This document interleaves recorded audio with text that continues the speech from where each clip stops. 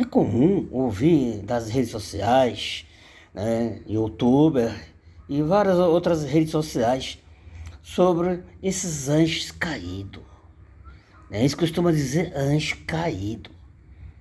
Será que eles caíram mesmo? Lembrando que existem duas classes de anjos que deixaram sua morada celeste, que eles lá na sede celeste, no intra-universo, atuava como se fosse funcionários públicos, em parceria do seu criador Yao, o soberano universal, e do seu filho Yahushua, que depois de 500 anos para cá foi transliterado Jesus ou Emmanuel. Sendo que lá em Gênesis 6 tem um relato que dizem que alguns anjos lá em cima começaram a notar o nosso planeta Terra, que no nosso interuniverso, a imensidão, esse planeta gigantesco. Começou a observar os seus mares, suas florestas, seus frutos e as mulheres lindonas da humanidade. Então, um desses anjos especial, que as nações chamam de Lucifer, apelidaram esse cara com esse nome, Lucifer, que era o anjo de luz, que andava em pedras fogueadas. Então esse cara começou a observar o nosso planeta e todos os seus continentes e começou a perceber que ele tinha o poder de se materializar em corpos físicos biológicos, fundindo a quântica da genética do espírito com a genética da biologia humana. E ele fez o quê? Ele foi lá no céu, como tinha o livre-arbítrio, que o Eterno deu o livre-arbítrio para todas as suas criações. Isso é mais do que justo. Que um rei nobre não obriga seu súdito a obedecê-lo à força, mas instrui, dá instruções para que seu súdito o sirva por livre e espontânea vontade. Então esses parceiros, né, as criaturas angélicas, antes do cataclisma do dilúvio, né, e esse anjo especial, que era o querubim, começou a notar aqui o planeta. Aí ele foi lá no céu, ele fez cochichou da zoreba, né, chavecou, na linguagem hoje dramatizando, várias criaturas angélicas, chamaram de anjo, para vir e observar esse planeta. Não é que esses caras vieram mesmo? Começou a observar o nosso gigantesco planeta e perceber que era possível ele se fundir com a raça humana e ter criações aqui nesse planeta, casando com as mulheres, ter filhos. E assim se fizeram. Voltando um pouquinho lá no início do ponto de partida, todas as evidências apontam quando o Eterno disse para Adão e Eva, nossos pais biológicos, Gênesis 1:28, que o Eterno disse: seja fecunde, multiplicar, encher o planeta de humanos, né? Humanos eternos, é óbvio, né? Sem doença, sem morte, sem guerra, sem infusão de genes, o CRISPR, ou a infusão de nanopartícula, nanomáquina, a bioquântica e outros, ou sem o chip neural, por exemplo, do dia de hoje. Enfim, então esse cara percebeu que a Terra aqui era e é o reino filial da sede. Visto que o Eterno lá no intra-universo, ou seja, da sede celeste, ele tem milhares de criaturas angélicas da quântica do espírito, e esse cara, o opositor, que era o querubim, se tornou um opositor, pôde virtuar Adão e Eva para ficar do lado dele, e percebendo que aqui é o reino filial da central, e ele teve o desejo de se tornar um Deus paralelo, opositor. Então assim se sucedeu, pessoal. Então, após o cataclismo de dilúvio, as evidências aí na Torá e o Velho Testamento de Gênesis a Deuteronômio, né? Enfim, e no Velho Testamento de geral, que é a escritura hebraica aramaica, lá do relato de Gênesis fala que eles vieram para a terra, né, e se fundiram com a raça humana e teve esses filhos, os gigantes, os néfilis, né, que significa derrubadores. Mas após o cataclisma do dilúvio, esses caras perceberam que ele tinha o poder de desmaterializar e retornar para a sede celeste. no intra-universo. Chegou lá de boa, como se nada tivesse acontecido, mas os caras se deu mal, mano.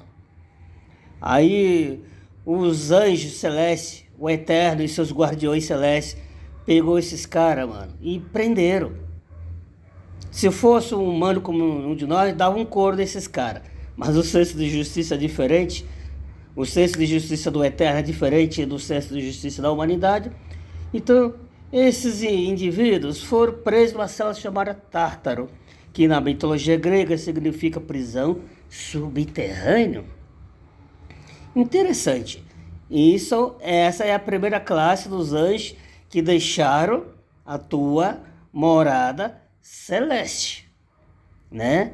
Enfim, depois de muitos anos para frente, baseado nas profecias do livro de Daniel, usando cálculo matemático, não esse papo de profecias das religiões, dá-se a entender que em meados de 1914 irrompeu uma guerra lá no céu, no reino celeste, na sede central lá. Então Miguel, que é o nome angélico de Jesus, e Yahushua, transliterado Jesus, o Emmanuel de 500 anos para cá, irrompeu a guerra. O pau comeu lá. Miguel e seus guardiões angélicos torou o sarrafo, torou a lenha. Esses caras o expulsou. Não caiu coisa nenhuma, mano. Conforme eu falei agora há pouco, para cair é quando acontece uma queda involuntária. Por exemplo, pode acontecer que uma pessoa está andando na rua com o seu celular, de repente ele tropeça e caiu. Aí sim, caiu, porque aconteceu uma queda involuntária. Mas será que esses opositores do Eterno caiu mesmo? Ou foram expulsos contra a vontade deles? Inclusive, na época lá, no primeiro século, quando Yahushua e Jesus, ou Emmanuel, quando orou o Pai Nosso e falou: Pai Nosso que está no céu, santificado seja o teu nome, seja feita a tua vontade no céu, né, que vem de lá para cá. Nesse exato momento, lá a casa do Pai Celeste estava uma bagunça. E esses opositores estavam fazendo rebelião lá em cima para trazer mais criaturas angélicas aqui, né, para povoar e tomar conta desse planeta, né? Que de certa forma o planeta Terra era e é o reino filial da central, embora que não está sendo administrado corretamente, devido um apóstolo escreveu lá, 1 João 5,19, que diz que sabemos que nós nos originamos de Deus, mas a administração do mundo inteiro está no poder do opositor, o maligno, que é esse cara que as nações chamam de Satanás, o diabo, que tecnicamente significa caluniador e opositor ao Criador. Então todos esses opositores, né, tá no nosso inteiro universo. E voltando ao raciocínio lá de Apocalipse 12, do verso 7 até o verso 12, que rompeu uma guerra lá no céu, Miguel e seus anjos torou a lenha nesses caras e o expulsou. Exatamente. Ele não caiu coisa nenhuma, ele foi expulso, literalmente. E eles vieram para a nossa dimensão, o nosso inteiro universo, que em outras Bíblias mais antigas, que fala lá em Gênesis 2, do verso 7 até o 2, e um anjo lá gritou com grande voz, dizendo: ai, ai da terra, coitada da terra, que desceu a voz do diabo tendo grande ira. Isso. Então de lá para cá, piorou a situação do nosso planeta Terra. O nosso planeta Terra estava passando por grandes dificuldades, doenças, pandemias, guerras, né? Enfim. Ou seja, e muitas pessoas até religiosas culpam o Eterno pelas coisas ruins que estão acontecendo no nosso planeta. Mas será que o Eterno Criador, do macro ao micro, do micro ao macro, será que ele tem culpa? Com certeza não, porque ele deu livre-arbítrio para as suas criações. Ele não tem culpa. É verdade que o Eterno tem permitido que coisas ruins tenham acontecido nesse gigantesco planeta Terra, o seu reino filial da sede matriz. Coisas ruins têm acontecido no nosso planeta. Mas existe uma enorme diferença entre permitir e causar que isso aconteça. Então o Eterno não tem culpa alguma pelas coisas ruins que está acontecendo com o planeta. Inclusive aquele fruto proibido que ele colocou lá no Éden e falou para Adão: não coma, senão tu vai morrer. Foi o ponto do livre-arbítrio até onde o casal poderia chegar ou não. Inclusive, muitas pessoas religiosas dizem, quando o Eterno disse para Adão e Eva, não coma desse fruto, senão você vai morrer, já sabendo que Adão ia comer e ia morrer. Não tem o menor sentido. Que Deus diz em Gênesis 1:28 para Adão e Eva, sede fecundos, multiplicai, encheu o planeta de humanos perfeitos, já sabendo com antecedência que Adão e Eva não iam fazer isso. Porque as religiões falam que Deus é onipotente, onisciente, onipresente, é isso mesmo. Que ele tem autocontrole do passado, presente e futuro na mão. As religiões deduzem que ele falou para Adão e Eva, não coma do fruto, já sabendo que ia comer. Não tem o menor sentido, não tem lógica. Pelo simples fato, se o Eterno e o Soberano Universal falasse para suas criaturas recém-criadas, Adão e Eva, nossos pais biológicos, não coma do fruto, já sabendo com antecedência que ele ia comer, então o Eterno estaria enganando a ele mesmo e a nós. Como diz o grande sábio, longe está do verdadeiro Deus agir enganosamente, agir injustamente. Assim está escrito em Jó 34:10. Pelo simples fato, se um ser todo-poderoso tem o domínio absoluto do passado, presente e futuro na sua mão, ele não é obrigado a saber dos eventos acontecidos, dos eventos que podem ocorrer do ano X a ano Y. Ele só sabe se ele querer saber. Simples assim. E de fato, para provar essa linha de raciocínio, a Torá fala que houve um momento que o Eterno, o Criador Universal, o Soberano, Yahweh, ele deplorou ter feito o humano, ou seja, ele se arrependeu, de certa forma, criou o humano, porque o humano deu muita dor de cabeça para o Eterno, né? Enfim, se ele se arrependeu de ter criado o ser humano, né? Só as evidências apontam que ele não sabia do desfecho que os humanos iam fazer ou não. É óbvio, se ele tivesse tido o sabedor do futuro, como que seria o comportamento das suas criações, os humanos, se os humanos realmente iam pisar na bola, não ia ser 100% parceiro dele, é óbvio que o desfecho da história seria outro. E visto que ele deplorou ou se arrependeu de ter feito os humanos, então são provas fidedignas que ele não sabia o proceder do humano no futuro. Simples assim. Ou seja, o nosso Pai Celestial, galera, literalmente foi traído lá no Jardim do Éden. Primeiramente foi por esse querubim que se tornou um opositor. Esse querubim desvirtuou Adão e Eva para ficar do lado dele, né? Percebendo que aqui era e é o reino filial da sede. Então esse cara, o opositor, ao longo da história, né, tem passado por o efeito metamorfose, o efeito camaleão, se tornando vários deuses de várias formas, vários nomes, Anunnakis, deus sumérios e babilônico, enfim. Como diz o sábio, há vários deuses e há vários senhores. Assim está escrito 1 Coríntios 8, do verso 5 a 6. Há vários deuses no céu e na terra, como diz o apóstolo Paulo. No céu, o céu atmosférico, a nossa dimensão, e não no céu celeste. Há vários deuses no céu e na terra. Mas para nós, seguidores de Yahushua, e seu Pai Yahweh, o soberano, há apenas um só Deus, o Deus dos deuses. 1 Coríntios 8, verso 5 a 6. Simples assim. E conforme eu falei agora há pouco, e o segundo grupo de anjos que saiu do céu, que não foi caído, coisa nenhuma assim, foram expulsos. Lá em Apocalipse 2, do verso 7 a 12, eles foram expulsos literalmente, mano. Não caiu coisa nenhuma.